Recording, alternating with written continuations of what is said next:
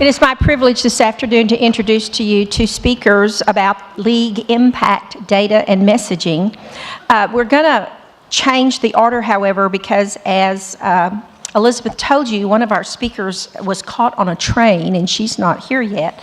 So Celinda Lake has graciously said she would go first. You have information about all the speakers in your convention materials, and so I'm not going to repeat all of that, but I would like to highlight a couple of things about Celinda Lake. She's president of the Lake Research Partner, a respected polling firm in the country that's known for their research on a wide variety of issues that are very important to the League. Lake is one of the nation's foremost experts on electing women candidates and on framing issues to women voters. So it's no surprise to you that we have invited Celinda Lake to be here today. Celinda. Thank you, Karen. Thank you. Thank you for that great introduction. And I really want to, I was here for the conversation, and I think she may have stepped out, but I will say Elizabeth is right. That research on people not understanding what nonpartisan means actually came out of some research that we did for you all. And in fact, some of the comments were even worse. One person said in the group, and this will just like, you want to just kill yourself? One of the women said, well, I don't want to be partisan. And we said, yeah, that's what we mean. We said nonpartisan. She goes, well, that sounds partisan. So, hit your head on the table, but Elizabeth is exactly right. And that language that she was promoting was language that we tested. So can I say it is such a privilege to be here, and it is your time.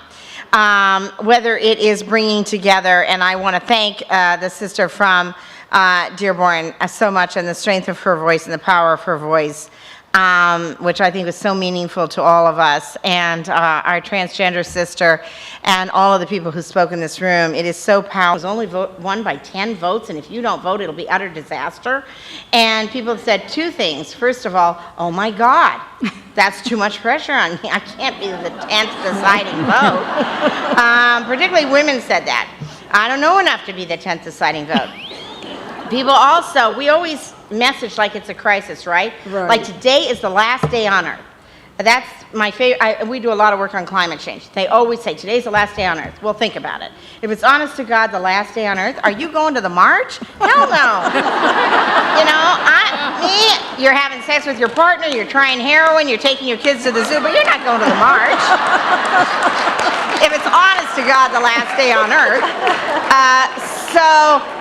This messaging to crisis doesn't work. What does work for the registered who do not vote is to say, you are a voter, and all of the voters in your neighborhood are voting, and you need to join them and make sure that you are part of that. And it makes them feel a part of something whole. It is affirming rather than negative. You're not getting blamed for losing the election, and it doesn't put too much pressure on people. So, and what's your plan for voting? You know, when are you going to do it? Because a lot of people just don't plan, and then something comes up, in particular with your regular schedules and stuff, people don't vote. Did you know that you can vote absentee? Did you know? So yeah, that group of people who are registered and don't vote or have your regular vote history are a prime target, because they really can be talked into it. So it's kind of smart targeted. Smart outreach. targeting, yeah. Great point. Okay, question at microphone 4. Hi, I'm Kelly Persons, League of Women Voters of Georgia. A few years ago, we had an ethics scandal in the middle of the election. Didn't really change anything because everyone expects a certain degree of corruption. Yeah. It just depends on whether it helps you or helps someone else, right? Yeah. One of the things when we're talking, again, with the young people that we're trying to reach, sometimes I'm one of them, sometimes I'm not, is that they see it as the lesser of the two evils, right? I have Voldemort and Darth Vader. So how do we approach that conversation of having to choose, even though we would like more choices, how do we get over and reinstore that faith in the American government, that faith in democracy? I know that was sort of one of the themes from the speaker this morning. So what is that overarching? It's a really super great question that you're asking. So in the states, and Georgia's not one of them, but Georgia is one of them. In the states that allows initiatives, it often helps to focus on the initiatives because voters then feel like this is a pure vote, yes or no, on an issue. Secondly, it helps to vote, and it may not be the top of the ticket. They may really feel like the two candidates for president or the two candidates for governor are the lesser of two evils. But pointing to someone exciting down the ballot, like go to vote because there's this young person, millennials love to vote for younger candidates, that there is a person of color running in the first time in this area, that it's a historic woman, not necessarily just Hillary Clinton, there may be other historic women, and go have your say. That helps. Sometimes it helps to say, here's the voting record, and yeah, neither one of them may be great, but there is a difference. One is for minimum wage, one isn't. One is for equal pay, one isn't. And so those voter guides really help. But it's a problem. And one of the things we need to do, honestly, is we need to get more women and people of color running for office, and we need more leaguers running for office. So I'm asking all of you, run for office, and if you're a Democrat, hire me as your pollster. So you know I mean it. If you're a Republican, I'll introduce you to some great women Republican pollsters who are good friends. But we need more new faces to run too. But this is it's a big issue, and those are some of the things that cut against it, but it's hard. It's really hard. Has the train arrived? Is Keisha here? Okay, this will have to be the last question then. Microphone 5. Norman Turrell, President of the League of Women Voters of Oregon. And I wanted, Celinda, you made a presentation to the National Board a few years ago about public perceptions about the League. Yeah. And I wondered if you could share some of those findings with the group today. Yeah. So you are better than milk, first off the bat. People love you.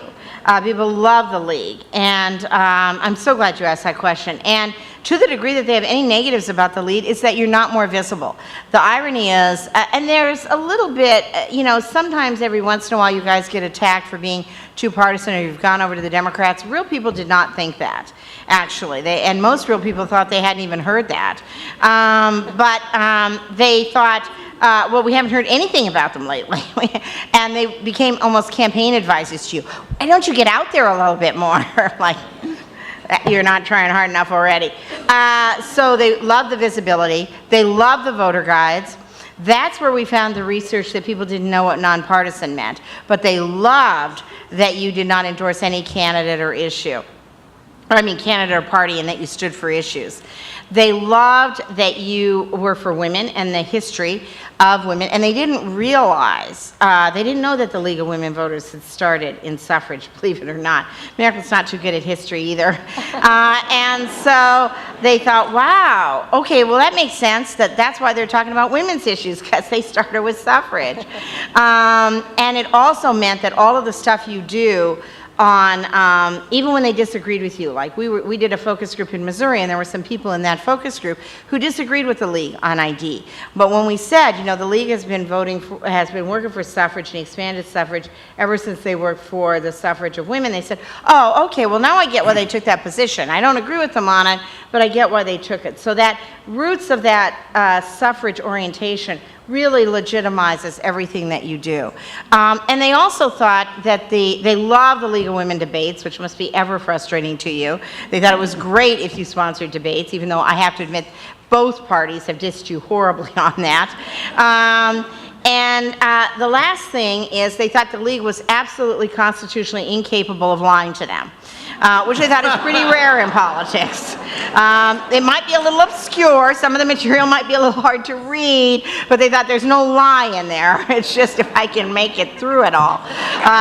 So they were for more bullets and more highlighting, but they thought, wow, those guys are really good. They also thought that you should get on social media more. And they thought, and of course that's frustrating too, but we got one of the things that I'm really glad about is I see a lot of younger faces here, and I know the League has really worked hard on that, and we need to get you on social media more. So those are some of the findings, and thank you for your great question. Well, and